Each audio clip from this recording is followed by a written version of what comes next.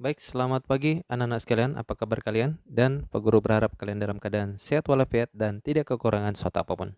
Nah, hari ini anak-anak, materi kita adalah tentang benda plastik, yaitu solusi serta masalahnya dalam kehidupan kita sehari-hari. Agar kalian lebih mengetahui daripada materi ini, maka simak video ini sampai habis dan jangan di-skip ya. Oke, anak-anak, pernahkah kalian melihat gambar yang Pak Guru sajikan kali ini? Ada ember, ada gayung ya, ada serok dan juga ada payung. Nah, keempat benda ini anak-anak adalah benda yang sering kita temui dalam kehidupan kita sehari-hari. Bahkan di setiap rumah pasti ada keempat benda ini. Dan semuanya itu tentu terbuat dari plastik ya. Nah, anak-anak, kalau kalian perhatikan di rumah kalian, maka banyak sekali alat rumah tangga yang terbuat dari plastik ya. Mulai dari ember, gayung, sampai sendok sayur pun juga terbuat dari plastik ya. Nah, tidak hanya itu, namun kantong kemasan, botol air minum juga terbuat dari plastik ya. Nah, sekarang ini mengapa banyak sekali benda berbahan plastik? Karena plastik itu anak-anak adalah benda yang murah ya dan tentunya tahan lama. Sehingga bahan dari plastik yang tidak dapat menyerap air dan tidak dapat menembus air ya. Plastik pun mudah dibentuk dan dia juga bahannya tergolong ringan. Oleh karena itu, plastik dapat dibuat menjadi berbagai benda. Plastik anak-anak memberikan banyak manfaat, akan tetapi plastik juga dapat menimbulkan masalah. Plastik membutuhkan waktu yang lama untuk terurai secara alami. Terurai di mana? Nah, terurai di dalam tanah, ya. Sehingga membutuhkan waktu puluhan tahun bahkan ratusan tahun untuk plastik itu melebur, diuraikan menjadi tanah. Maka kalian bisa melihat tabel ini. Oke, anak-anak, berdasarkan sumber dari www.pware.org, kita bisa melihat bahwa ini adalah nama benda dan waktu yang dibutuhkan untuk terurai di dalam tanah. Yang pertama, kertas. Nah, kertas membutuhkan waktu sekitar 2 hingga 5 bulan untuk terurai. Kardus membutuhkan waktu 5 bulan. Kulit jeruk membutuhkan waktu 6 bulan. Puntung rokok membutuhkan waktu 10 tahun. Kulit sepatu membutuhkan waktu 25 hingga 40 tahun. Plastik atau sejenis bungkus deterjen itu waktu yang dibutuhkan adalah 50 sampai 80 tahun untuk terurai.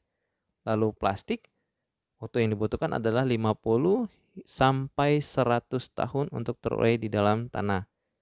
Kaleng soft drink ya, aluminium contohnya ya, itu minuman-minuman yang kalian bisa lihat, minuman-minuman bersoda ya. Nah, waktu yang dibutuhkan bisa 80 sampai 100 tahun. Nah, lalu benda yang terbuat dari aluminium lainnya, waktu yang dibutuhkan adalah 80 hingga 100 tahun untuk terurai. Kemudian baterai. Baterai membutuhkan waktu 100 tahun untuk terurai di dalam tanah. Lalu kantong plastik atau tas kresek, waktu yang dibutuhkan adalah 10 sampai 20 tahun. Ya. Nah, kemudian styrofoam.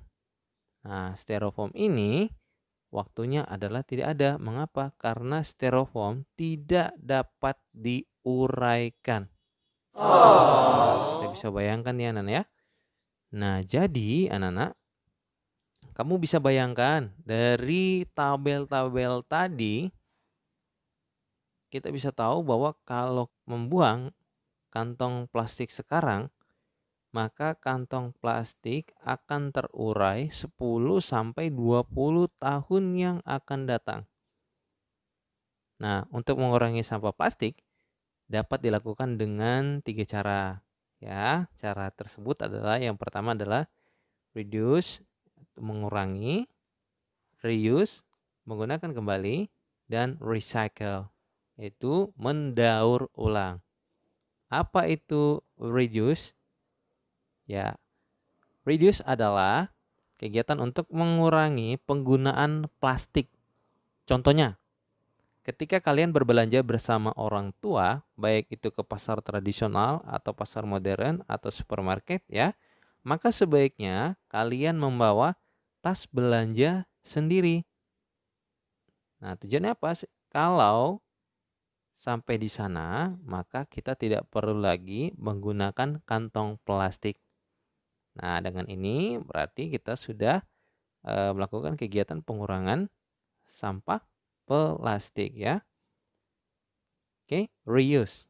Reuse adalah kegiatan untuk memanfaatkan kembali sampah plastik.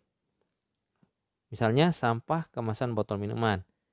Nah, itu bisa dapat dipotong dan dibuat menjadi pot bunga. Nah, kalian akan menemukan simbol seperti ini pada botol minuman ya, pada kemasan botol minuman yang berbahan plastik atau benda apapun yang terbuat dari plastik. Nah, mengapa diberikan simbol ini? Simbol ini adalah simbol daripada 3R tadi ya. Reduce, reuse, dan recycle. Ya, Nan ya. Oke, yang berikut adalah recycle. Recycle adalah kegiatan daur ulang sampah plastik. Nah, biasanya kegiatan ini dilakukan di pabrik, yang mana sampah plastik diolah menjadi barang baru yang dapat dimanfaatkan lagi. Nah, kamu dapat membantu anak-anak proses daur ulang ya dengan mengumpulkan dan mengelompokkan sampah plastik ya. Nah, sampah plastik tidak dicampur dengan sampah lainnya. Berikanlah sampah plastik kepada pemulung atau petugas kebersihan. Nah, merekalah yang akan membawanya ke pabrik daur ulang sampah. Nah, untuk itu anak-anak gunakanlah plastik dengan bijak. Tujuannya adalah agar bumi kita selamat. Oke, kita masuk pada kegiatan diskusi. Kamu tadi telah membaca wacana yang Pak Guru tampilkan di atas. Nah, untuk itu kamu harus dapat mengurangi dan membatasi penggunaan bahan-bahan dari plastik. Nah, caranya adalah apa? Caranya adalah lakukanlah kegiatan reduce, mengurangi, reuse, memanfaatkan kembali, dan recycle, yaitu mendaur ulang. Diskusikanlah dengan temanmu, anak-anak, apa yang dapat kalian lakukan untuk reduce, mengurangi, reuse, memanfaatkan kembali, dan recycle, mendaur ulang. Lalu tuliskan hasilnya pada tabel berikut ini. Ya, anak-anak, sekian pembelajaran kita untuk tema 3 subtema 1 pembelajaran keempat pada hari ini. Semoga bermanfaat untuk anak-anak sekalian ya. Sampai bertemu lagi pada video pembelajaran Pak Guru yang berikutnya ya. Terima kasih dan selamat pagi.